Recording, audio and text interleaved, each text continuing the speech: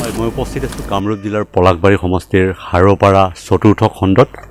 মোৰ কেমেৰা সহযোগী মনোজ মহন্তই প্ৰথমতে দেখুৱাব। এয়া হৈছে চুনু দাস, আৰু এক কথাত ক'ব লাগিলে আজি এবছৰ পূৰ্বে চুনু দাসৰ এক দুৰ্ঘটনাত তেওঁ আচলতে এক যন্ত্ৰণাত ছটফটাই থকা বুলি আমি নিশ্চয়কৈ ক'ব লাগিব, কিয়নো যিহেতুকে চুনু দাসৰ পিতৃ নাই, তেওঁৰ মাতৃও নাই, তেওঁৰ থকা গৃহটিও নাই, আৰু এইদৰে এই হাৰপাৰাৰ যি মিলন সংঘ, এই মিলন সংঘৰ এই গৃহটিতেই চুনু দাসক থকাৰ বাবে আশ্ৰয় দিছে।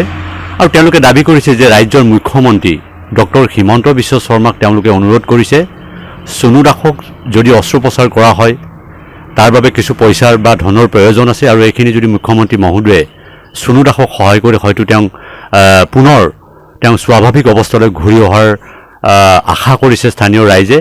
আৰু কেইবাগৰাকীও লোক আছে মোৰ সৈতে, মই তেওঁলোকৰ লগতো কথা পাতিম, কিন্তু প্ৰথমতে মই চুনু দাসৰ পৰা জানিব বিচাৰিম। হয়, আপোনাৰ নাম চুনু দাস, কওকচোন বাৰু কেনেকৈ দুৰ্ঘটনাটো হৈছিলে?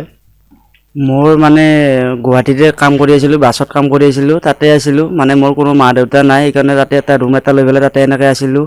কিন্তু মই গাড়ীৰ পৰা পৰি মোৰ আজি এবছৰ 4 মাহেই হ'ল, মানে ভৰিখন ভাঙি গ'ল। এতিয়া মানে যিখিনি টকা পইচা আছিল সেইখিনি আপোনাৰ প্ৰাইভেট হস্পিটেলত ভৰ্তি কৰাই মোৰ বস্তুখিনি টকাখিনি মোৰ মানে শেষ কৰি দিলে। মানে মই বৰ্তমান মোৰ টকাও নাই। মোৰ দাদা এজন আছে, দাদাৰ ঘৰতে আছিলোঁ। দাদা আনাৰ 3জন ছোৱালী, মানে সিহঁতে কিমান সহায় কি কৰিব, মানে দাদাও কোনফালে 500 টকা হাজিৰা পায়। এতিয়া ধৰক মোকে চাব নে তাকে দিব নে কি কৰিব, তাৰমানে মই এতিয়া আপুনি কি বিচাৰিছে? আপোনাক এতিয়া কেনেধৰণে সহায় কৰিব লাগে? মোক যাতে চিএম ছাৰে মোক ভৰিখন কিবা কৰি মোক আগৰ দৰে কৰি খাব পৰা কৰি দিব পাৰে, মই এইখিনিয়ে তেওঁক অনুৰোধ জনাইছোঁ। আৰু নিশ্চয়কৈ ক'ব লাগিব আচলতে চুনুৰ কাটুৰ আহ্বান, বিনম্ৰভাৱে তেওঁ ৰাজ্যৰ মুখ্যমন্ত্ৰী ডক্টৰ হিমন্ত বিশ্ব শৰ্মাক অনুৰোধ কৰিছে যে তেওঁ এটা অস্ত্ৰোপচাৰৰ প্ৰয়োজন আছে, আৰু তেওঁ অস্ত্ৰোপচাৰ যিহেতুকে এক বৃহৎ অংকৰ প্ৰয়োজন আছে, যাৰ কাৰণে তেওঁ অস্ত্ৰোপচাৰ কৰিবলৈ তেওঁ সক্ষম হোৱা নাই, আৰু ৰাজ্যৰ মুখ্যমন্ত্ৰীক যাৰ বাবে তেওঁ অনুৰোধ কৰিছে। আৰু গাঁওবাসী আছে, আৰু মিলন সংঘই যিহেতুকে চুনু দাসক আশ্ৰয় দিছে, আৰু মিলন সংঘৰ কেইবাগৰাকীও ব্যক্তি মোৰ সৈতে উপস্থিত আছে। মই তেওঁলোকৰ পৰা কিছু কথা জানিবলৈ চেষ্টা কৰিম। হয় দাদা, ক'বলৈ ভাষা নাই, আচলতে যি দৃশ্য দেখিলে চকু পানী ওলায়, কওকচোন বাৰু। নাই, ক'বলৈতো ভাষা আমাৰো নাই। এনেকুৱা হৈছে 23ৰ সপ্তমীৰ দিনাখন, দুৰ্গা পূজাৰ সপ্তমীৰ দিনাখন তাৰ ভায়েকটো তাৰমানে মোৰ লগতে আছিলে, ককায়েকটো। এনেকৈ আমি গুৱাহাটীত কিবা নাটকৰ সংক্ৰান্তত গৈছিলোঁ, তাত আছিলোঁ।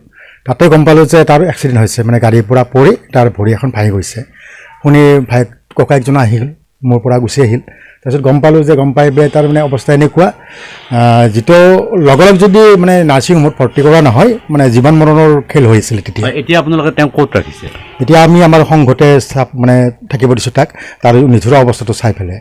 আৰু মই আশা কৰিছোঁ মানে কি আমাৰ ৰাজ্যৰ মুখ্যমন্ত্ৰী মহোদয়ে তেখেতক যিকোনো প্ৰকাৰে সহায় কৰি মানে অপাৰেশ্যনটো কৰি আগৰ নিচিনা যাতে তাক কৰি খাব পৰা কৰি দিয়ে, সেইটোৱে আমাৰ আহ্বান আৰু।